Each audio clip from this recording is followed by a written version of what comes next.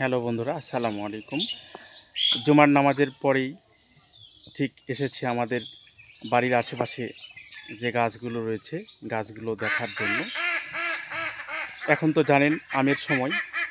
আমি এসেছি আমাদের আমগুলো দেখার জন্য যে এগুলো কখন সংগ্রহ করা যায়, আমগুলো কী অবস্থা কেমন হয়েছে দেখার জন্য। আশেপাশে পরিবেশটি আপনারা লক্ষ্য করলেই দেখবেন একদম সুন্দর এক ন্যাচারাল পরিবেশ। পরিকল্পিত বাগান নয় এগুলো। এগুলো সাধারণত বাড়ির উঠোনে আশেপাশে পুকুরের পাড়ে যে গাছগুলো ফাঁকা জায়গা থাকে এগুলোতে রোপণ করা গাছ।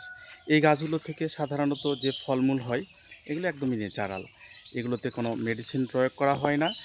এগুলো সাধারণত বৃষ্টিতে এবং ন্যাচারাল পরিবেশেই এগুলো হয়ে থাকে। আপনারা দেখছেন আমার মাথার উপরে যে আমগুলো, এই আমগুলো নওগাঁর একটি বিখ্যাত আম, নাগফজলি।